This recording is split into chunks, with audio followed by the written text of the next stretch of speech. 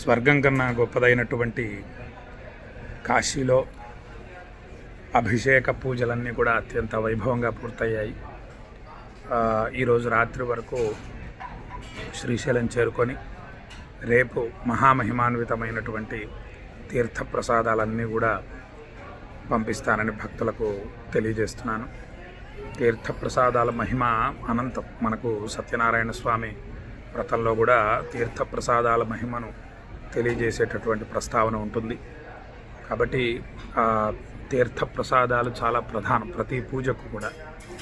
అలాగే మన పూజకు కూడా తీర్థప్రసాదాలు అనేవి చాలా ముఖ్యమైనవి. కొంతమంది గురుగారు మా గోత్రనామాలతో పూజ చేయండి, మాకు తీర్థప్రసాదాలు వద్దంటారు. అలా అనకూడదు. అవకాశం ఉంది, పంపిస్తున్నాను, స్వీకరించండి. ఒకవేళ కుదరలేదనుకోండి, ఎప్పుడన్నా నేనే తెలియజేస్తాను, పూజ చేస్తాను, కానీ తీర్థప్రసాదాలు పంపించట్లేదు అని. కాబట్టి ఆ కాలభైరవుడు అనుగ్రహంతో మీకు చక్కగా తీర్థప్రసాదాలు పంపిస్తాను, మీరు స్వీకరించండి. మీ గోత్రనామాలు చదివి కాశీలో పూజలు చేసే విషయంలో ఎన్ని జాగ్రత్తలు తీసుకుంటానో తీర్థప్రసాదాల విషయంలోనూ అంత జాగ్రత్తలు తీసుకుంటాను. విశ్వనాథుడికి అభిషేకం చేసినటువంటి తీర్థమును మీకు పంపించడం జరుగుతుంది. ఎలా అంటే శ్రీశైల మహాక్షేత్రంలో వజ్రాల గంగమ్మ అనేటటువంటి అద్భుతమైనటువంటి తీర్థం ఉందన్నమాట. అక్కడ మల్లికార్జున స్వామిని తాకినటువంటి పవిత్ర జలం ప్రవహిస్తూ వస్తుంది. ఆ జలాన్ని పట్టుకొని తీసుకొని వచ్చి ఈ విశ్వనాథుడికి అభిషేకం చేసినటువంటి తీర్థాన్ని కాస్త కలిపి ఆ మహిమాన్వితమైనటువంటి తీర్థాన్ని మీకు పంపిస్తాను. ఇక ప్రసాదం విషయంలో స్వామివారికి నివేదించిన ప్రసాదమును మీకు పంపించడం జరుగుతుంది. ఇక అమ్మవారి పాదపద్మాలకు అర్చన చేసినటువంటి కుంకుమ, కాశీలో హోమాలు చేసినటువంటి హోమ భస్మం, ఇక గంగ విషయంలో కాశీ నుండి గంగ తెచ్చుకోకూడదు, ప్రయాగ నుండి గంగాజలం తెచ్చుకోవాలి. కాబట్టి ప్రయాగ నుండి తెచ్చినటువంటి త్రివేణి సంగమ జలాన్ని మీకు పంపిస్తడం జరుగుతుంది. మీరు చాలా జాగ్రత్తగా స్వీకరించండి ఆ ప్రసాదాలు. కాలభైరవుడికి తాకించినటువంటి రక్షా కంకణం, కాశీ దారాలు, స్వామివారి ఫోటో మొదలైన ప్రసాదాలు రావటం అంటే అది సామాన్యమైన విషయం కాదు. చాలా గొప్ప అదృష్టం ఉండాలండి. మన దగ్గరికి వెంకటేశ్వర స్వామి ప్రసాదం రావాలన్నా, కాశీ విశ్వనాథుడి తీర్థ ప్రసాదాలు రావాలన్నా మనం ఎంతో జపం చేసి ఉండాలి. భగవన్నామ జపం, స్వామివారి ఆరాధన, ధర్మంగా నడుచుకోవటం, ఇవన్నీ చేస్తూ ఉంటేనే ఇటువంటి ప్రసాదాలు మన దగ్గరికి వస్తాయి.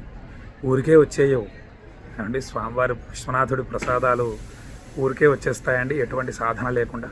కాబట్టి మీరు గొప్ప సాధకులు అండి, మహాశివభక్తులు మీరంతా కూడా. అందుకే విశ్వనాథుడు నా ద్వారా మీకు ఈ ప్రసాదాలు పంపిస్తున్నాడు. కాబట్టి భక్తితో స్వీకరించండి, ఆయురారోగ్య అష్టైశ్వర్యాలని పొందండి. మనకు తెలియకుండానే అనేక సమస్యలు తీరిపోతూ ఉంటాయండి, మనకు కనిపించదు. మనం ఏ ఫలితం పొందామో, ఏం కనిపించట్లేదే ఫలితం అని అనిపిస్తూ ఉంటుంది, కానీ మనకు తెలియదు. ఇప్పుడు మా పిల్లవాడు మా విషయంలో అనేక జాగ్రత్తలు తీసుకుంటాం మేము తల్లిదండ్రులు. అది పిల్లలకు తెలుస్తాయండి? తెలియదు కదా. కాబట్టి మనం ఎంత, మన జ్ఞానం ఎంత అండి పరమేశ్వరుడి ముందు కదా. స్వామివారు మన గురించి అనేక జాగ్రత్తలు తీసుకుంటూ ఉంటారు, ఆ ఆది దంపతులు శివపార్వతులు ఇద్దరు కూడా. కాబట్టి మనం జాగ్రత్తగా సాధన మీదే దృష్టి ఉంచాలి ఎప్పుడు కూడా. ఇప్పుడు నిన్న శివరాత్రి రోజు అద్భుతమైనటువంటి సాధన చేశాం మనం అందరం. మీరందరూ కూడా కాశీ విశ్వనాథాయ నమః అనే నామజపం చేశారు. మీ గోత్రనామాలు చదివి నేను చక్కగా పూజలు, హోమాలు, అభిషేకాలు చేయడం జరిగింది. ఇది ఒక అద్భుతమైనటువంటి సాధన. అంటే ఇంక శివరాత్రి అయిపోయింది కాబట్టి ఇక మళ్ళీ కాశీని మర్చిపోదామని కాదు దాని అర్థం. మళ్ళీ కొనసాగించాలి ఆ విశ్వనాథుడి నామాన్ని, కాశీ వైభవాన్ని ఇంకా తెలుసుకోవాలి. మనకు అనేక మంది మహానుభావులు తెలియజేశారు కాశీ మహిమను. తెలుసుకుంటూ ఉండాలి, స్మరిస్తూ ఉండాలి, కాశీవాసం చేసిన ఫలితాన్ని పొందుతూ ఉండాలి. అప్పుడే మనకు సమస్త దోషాల నుండి విముక్తి కలిగి ఆయురారోగ్య అష్టైశ్వర్యాలతో సుఖంగా జీవిస్తాం. ఒక లిఫ్ట్లోకి వెళ్ళి 10వ అంతస్తు బటన్ నొక్కితే ఎంత తేలిగ్గా పైకి వెళతామో అలా అభివృద్ధి పథంలోకి చాలా తేలిగ్గా వెళతాం శివానుగ్రహం ఉండడం చేత. శివయ్య అనుగ్రహం లేకపోతే మనం ఎంత కష్టపడ్డా అభివృద్ధిలోకి రాము. చాలా ఇబ్బందులు వెనక్కి లాగుతూ ఉంటాయి అనేక విధాలుగా. మానసిక చింతలు, అనారోగ్య బాధలు, తర్వాత ఎంత ధనం సంపాదించినా ఉండకపోవటం మొదలైనవి జరుగుతుంటాయి. కాబట్టి ఆ ఈశ్వరానుగ్రహాన్ని మనం ఈ పూజల ద్వారా పొందుతున్నామని భక్తులకు తెలియజేస్తూ ఆశీర్వదిస్తూ సెలవు తీసుకుంటున్నాను. జై శ్రీరామ్.